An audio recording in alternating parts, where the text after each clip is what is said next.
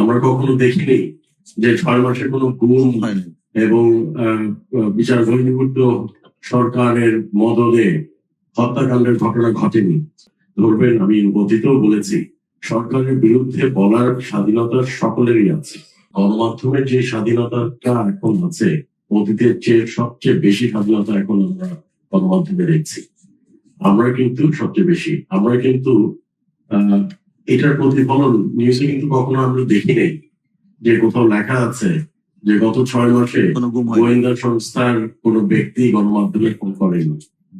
আমরা কখনো দেখিনি যে 6 মাসে কোনো গুম হয়নি এবং বিচার বহির্ভূত সরকারের মদদে হত্যাকাণ্ডের ঘটনা ঘটেনি। তো আপনারা যখন পজিটিভ নিউজ করবেন, আমরা কিন্তু এনকারেজ হব, সরকার এনকারেজ হবে। আমরাও তো মানুষ, তো আমাদেরকে যখন পজিটিভ নিউজ গুলা তুলে ধরবেন, তখন আমরা আরো ভালো কাজ, আরো ইমপ্রুভ করার অনুপ্রেরণা পাবো। অফকোর্স আপনাদের যেগুলো বাংলাদেশকে এগিয়ে নিয়ে যাওয়ার জন্য, যেগুলো তুলে ধরার জন্য যা তুলে ধরবেন, আমি অতীতেও বলেছি, সরকারের বিরুদ্ধে বলার স্বাধীনতা সকলেরই আছে, গণমাধ্যমের স্বাধীনতা অব্যাহত আছে। তবে রাষ্ট্রের বিরুদ্ধে কেউ কোনো মন্তব্য বা রাষ্ট্রের ক্ষতি হোক, রাষ্ট্রদ্রোহী কোনো সংবাদ বা কোনো কিছু প্রচার করাটা ঠিক না।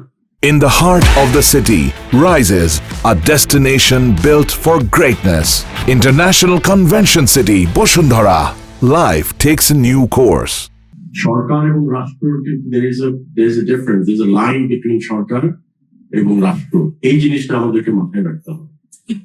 আর আরেকটা বিষয় হচ্ছে যে আমরা মন্ত্রী সাহেব বলেছেন বিটিভি প্লাস, আমরা কিন্তু এই জিনিসটা আজকে আলোকপাত করেছি এবং আমরা কঠোর নির্দেশনা দিয়েছি যে বিটিভি এবং সরকারের যে সংসদ টিভি এটসেট্রা আছে, সেখানে শুধু সরকারের সংসদ সদস্যদের এবং মন্ত্রীদের খবর যাবে তা কিন্তু না।